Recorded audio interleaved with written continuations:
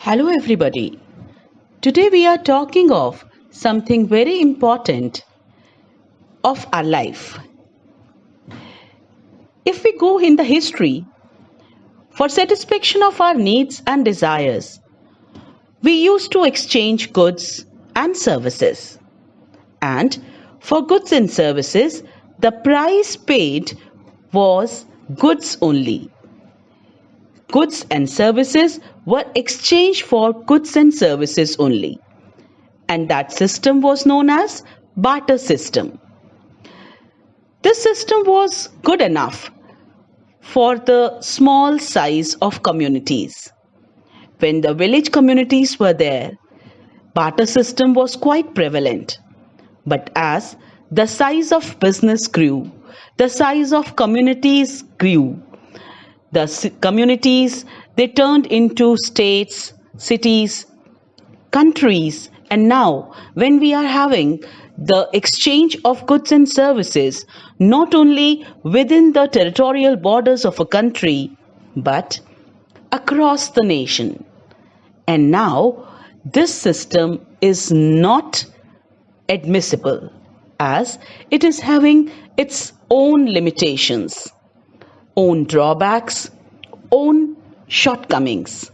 Because of these limitations, barter system is no more existing.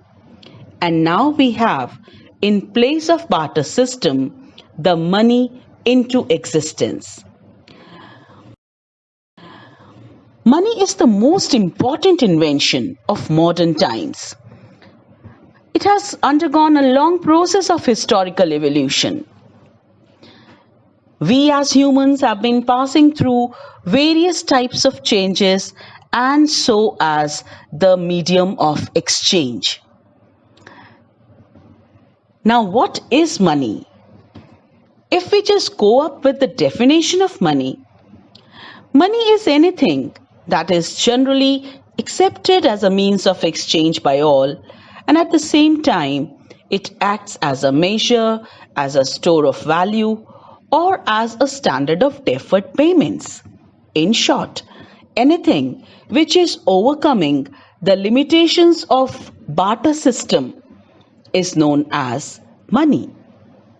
Money is supposed to serve four purposes: as a medium of exchange, as a store of value, as a unit of account, and as a standard deferred payment. The exchange value of money equals the amount of goods and services it can be traded for any given moment, and popularly this is called purchasing power. Now comes the concept of money supply. Money supply is the total quantity of money in circulation are held by the public at a given point of time in the economy. It includes currency notes, coins, demand deposits of the banks. Supply of money does not include cash balances held by the central bank of the country or the state government, and stock of money which is held by banking system of the country, as they are not in actual circulation of the country. So what we mean to say, money supply is the total amount of money which is in circulation, and in this respect it is a stock concept. Stock is a variable or a quantity which can be measured at a particular point of time. And so, as we are saying, money supply is the total money in circulation calculated at a particular point of time in the economy. It is known as a stock variable. And further, if we just go away with the measures of money supply, we have many measures known as M1 measure, M2 measure, M3 measure, and M4 measure. But as such, as a broader perspective, we have only M1 measure in our syllabus, and so we can say that M1 measure of money supply includes C plus DD plus OD. That means currency and coins with the public added with demand deposits of the public with commercial banks added with other deposits. As a whole, they make the total money supply in the country. When we are talking of the money supply, we can conclude that this is including the printed currency by central bank as well as the created money by commercial banks, as the demand deposits which are held with commercial banks, they are used by way of lending for creation of money and hence contribute in the money supply. So it's not only the central bank which is the supplier of money in the economy, but the commercial banks also create money by way of lending and thereby create money. So when we are talking about the money supply, we can say that it is the currency held with public as well as currency which is supplied by or the money which is created by the commercial banks by way of lending out of the deposits which it is having, which the commercial banks are having of the public. So this is the money supply and the contribution of commercial banks in money supply. Let us understand this thing in a detailed manner.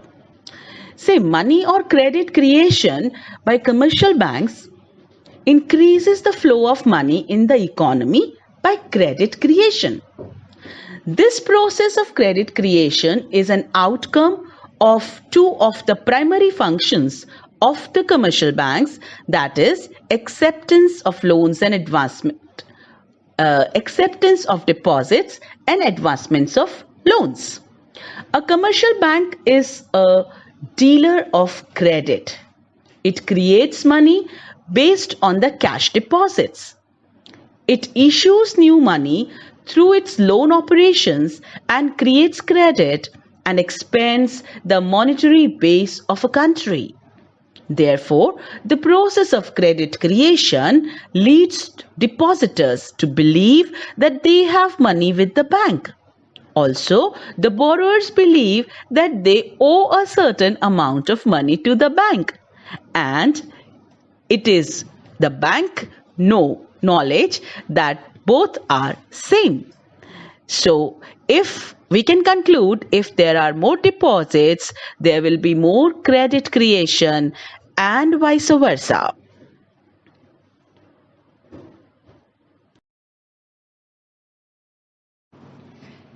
Let's understand credit creation through an example. Let's say bank receives a sum of rupees 1000 as a demand deposit.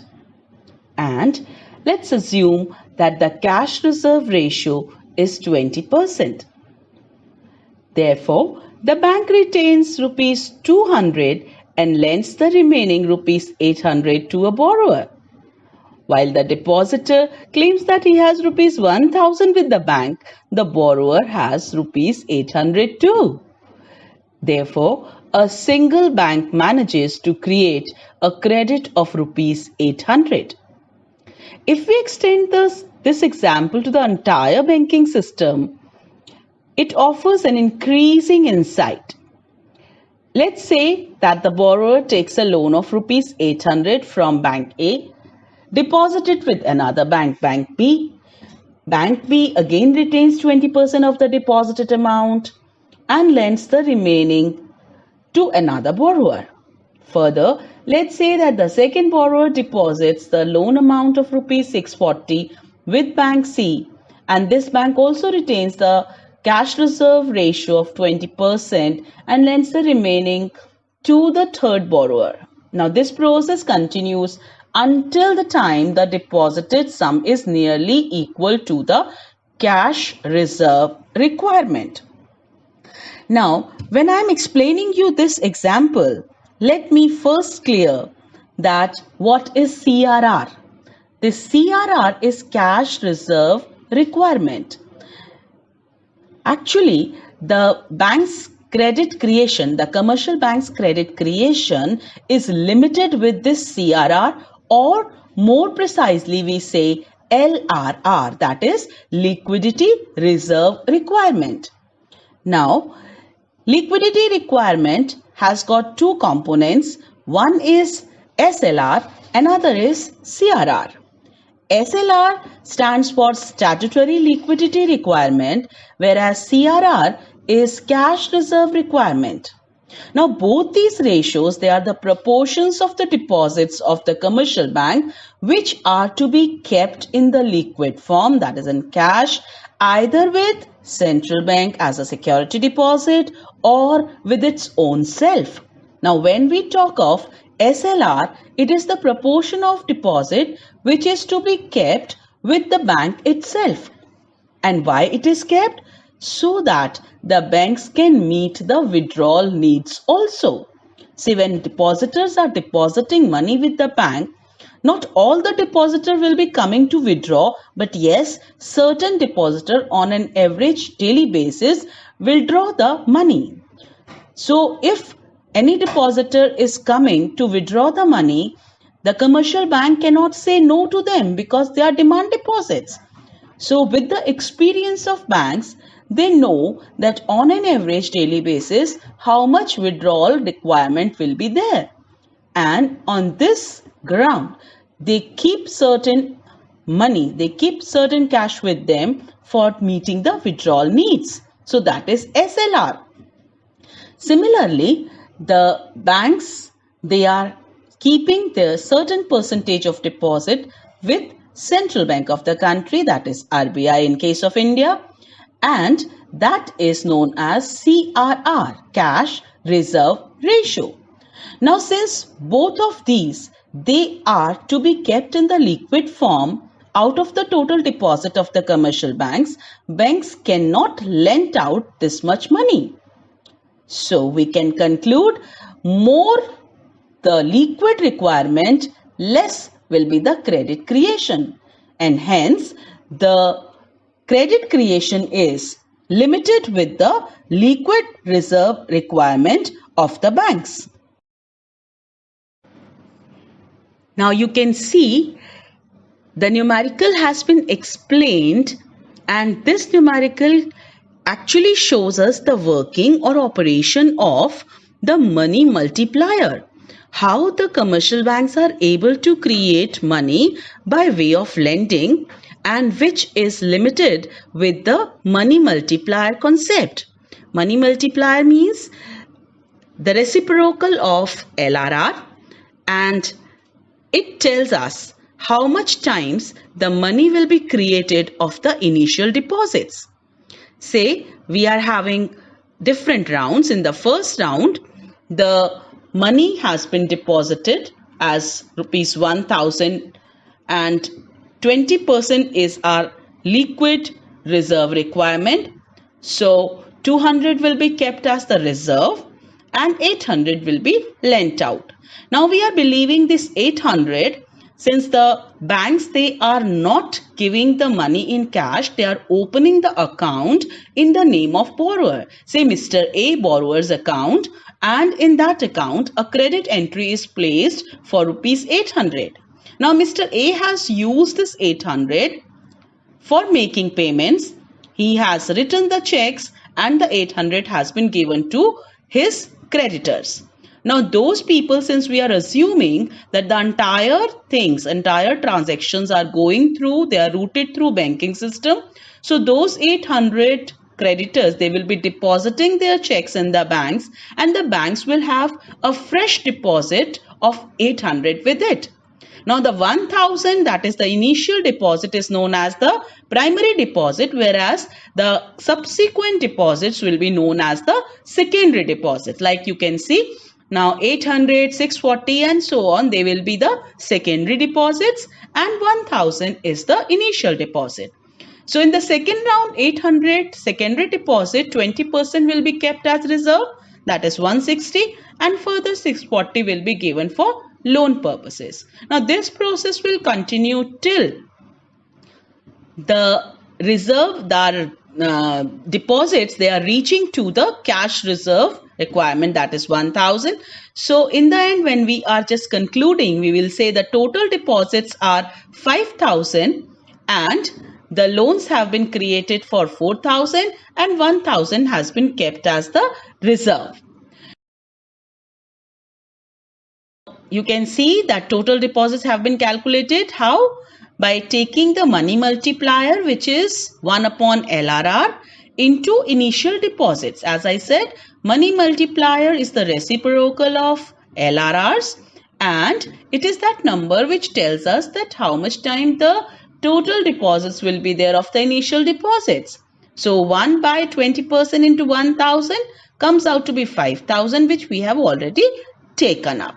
So this is how we calculate money multiplier and how it operates. Money multiplier is operating and telling us that by way of lending, the commercial banks are able to create and supply money in the economy.